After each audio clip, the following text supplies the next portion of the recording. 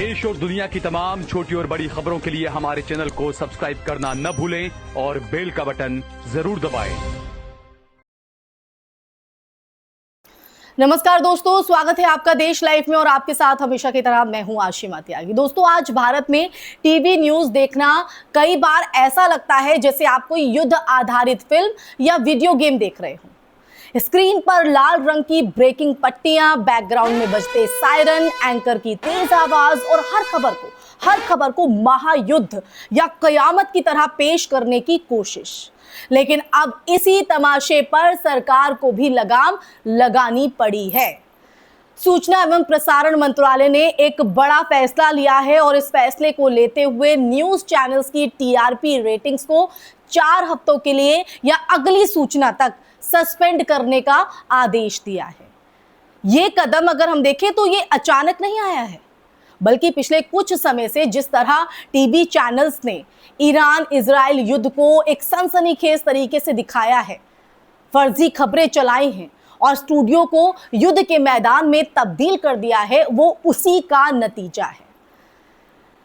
तो दोस्तों, आज इसी संदर्भ में हम बात करेंगे। मैं चर्चा को आगे बढ़ाऊं उससे पहले आप लोगों से हमेशा की तरह अपील, इंसाफ की आवाज को बुलंद करने के लिए और सच्ची पत्रकारिता के लिए हमारा यानी देश लाइव का सहयोग करें। साथ ही डिस्क्रिप्शन में दिए गए लिंक को ओपन कर ज्वाइन बटन दबाकर आप हमसे यानी देश लाइव से सीधा जुड़ सकते हैं दोस्तों। तो दोस्तों, ये आज की चर्चा बेहद महत्वपूर्ण है और महत्वपूर्ण इसलिए क्योंकि जब कोई खबर आप तक पहुंचती है, कोई जानकारी आप तक पहुंचती है, तो वो ठीक ढंग से एक सच्चाई के साथ पहुंचनी चाहिए।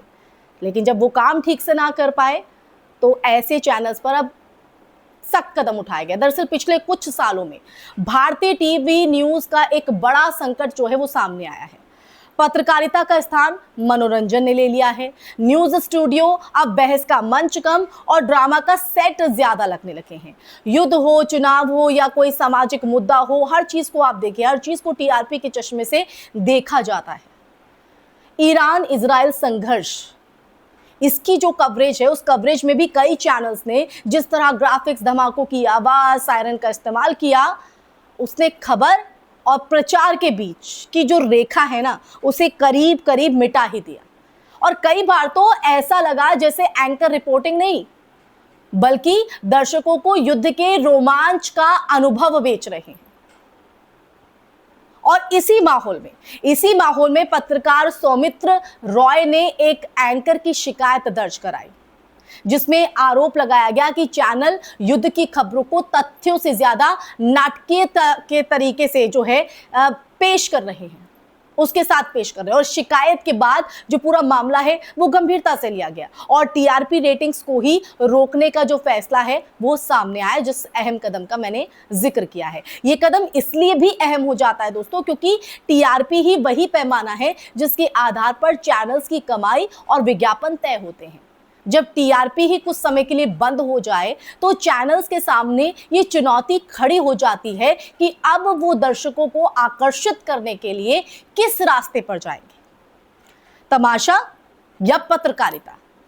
सरकार ने सिर्फ टीआरपी को सस्पेंड नहीं किया, बल्कि एक और प्रतीकात्मक कदम उठाया। न्यूज चैनल्स पर बजने वाले सायरन और युद्ध जैसे ग्राफिक्स पर भी जो है रोक लगाने की बात कही। दरअसल सायरन का जो इस्तेमाल है वो एक मनोवैज्ञानिक प्रभाव जो है वो पैदा करता है। दर्शक को ऐसा महसूस कराया जाता है या ऐसा फील कराया जाता है कि कोई बहुत बड़ी आपात स्थिति चल रही है, जिससे दर्शकों का इंटरेस्ट बने, जिससे वो चैनल से जुड़ा रहे। लेकिन जब ये तकनीक बार बार इस्तेमाल होती है तो ये सूचना नहीं बल्कि डर और उत्तेजना फैलाने का जरिया बन जाती है। और यही कारण भी है दोस्तों, यही कारण भी है कि जब अब चैनल्स को तथ्यों पर आधारित रिपोर्टिंग करने के निर्देश दिए गए हैं, मिलने भी चाहिए ये आदेश।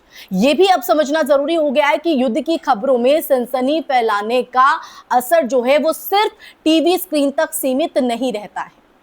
इसका जो सीधा असर है ना, वो समाज की मानसिकता पर पड़ता है। और जब किसी खास समुदाय या पहचान को लगातार विलेन की तरह दिखाया जाता है तो धीरे धीरे जो समाज में अविश्वास और नफरत का जो माहौल है वो बनता है दोस्तों। और कई आलोचकों की अगर बात करें तो कई आलोचकों का ये आरोप है कि कुछ चैनल अंतरराष्ट्रीय संघर्षों को भी भारत के अंदर, जी हां, भारत के अंदर धार्मिक या सांप्रदायिक एंगल से पेश करने की कोशिश करते हैं, जिससे दर्शकों के मन में पूर्वाग्रह पैदा होते हैं। और यही वजह भी है कि मीडिया की भूमिका पर सवाल उठ रहे हैं कि क्या वो सूचना दे रहा है या भावनाओं को भड़का रहा है। भारतीय मीडिया की अगर बात करें तो भारतीय मीडिया के इतिहास को अगर देखा जाए ना दोस्तों, तो एक समय ऐसा भी था जब टीवी पत्रकारिता का मतलब था ग्राउंड रिपोर्टिंग, तथ्य और संतुलित विश्लेषण, जैसे कि देश लाइव आपके सामने करता है, ठीक वैसे ही। लेकिन पिछले दशक में टीवी न्यूज का बड़ा हिस्सा बहस और चीख चिल्लाहट के फॉर्मेट में बदल गया है। स्टूडियो में जो बैठे लोग हैं वो युद्ध और राजनीति पर ऐसे बहस करते हैं, ऐसी डिबेट करते हैं जैसे वो खुद घटनास्थल पर मौजूद हो। अब नतीजा ये हुआ कि असली जो पत्रकारिता है वो जमीन पर जाकर रिपोर्टिंग करना, दस्तावेजों की जांच करना और सत्ता से सवाल पूछना धीरे धीरे कम होती चली गई। टीआरपी सस्पेंड करने का फैसला इस पूरे सिस्टम पर एक तरह का ब्रेक लगाने की कोशिश माना जा सकता है। हालांकि यह भी सच है कि सिर्फ एक प्रशासनिक आदेश से मीडिया का चरित्र पूरी तरह नहीं बदल जाएगा। और असली बदलाव तब आएगा जब दर्शक खुद तय करेंगे कि वो किस तरह की पत्रकारिता देखना चाहते हैं। अगर लोग सनसनी से भरी पत्रकारिता या खबरों को ही पसंद करते हैं या करते रहेंगे तो चैनल वही दिखाते रहेंगे।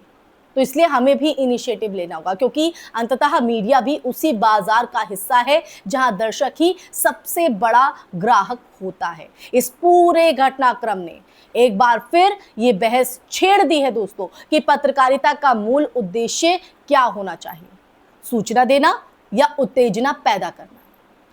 जब न्यूज स्टूडियो युद्ध के वीडियो में गेम बदलने लगे, जब एंकर रिपोर्टर से ज्यादा अभिनेता लगने लगे और जब तथ्य ग्राफिक्स के शोर में दब जाए, तब ये सवाल और भी जरूरी हो जाता है। और शायद ये फैसला भारतीय मीडिया के लिए एक चेतावनी है। ये याद दिलाने के लिए कोशिश की खबरें कि सिर्फ स्क्रीन पर चमकने वाली हेडलाइन नहीं होती, बल्कि वो समाज की सोच और दिशा को भी प्रभावित करती है।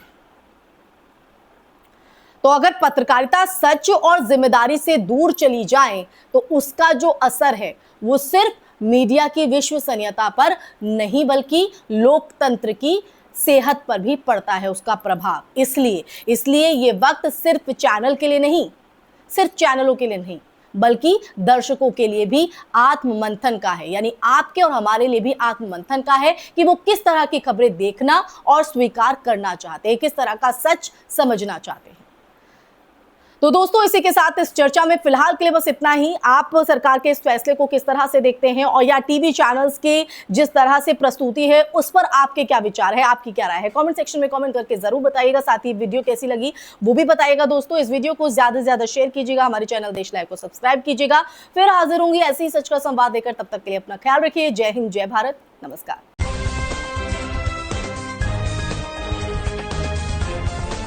देश और दुनिया की तमाम छोटी और बड़ी खबरों के लिए हमारे चैनल को सब्सक्राइब करना न भूलें और बेल का बटन जरूर दबाएं।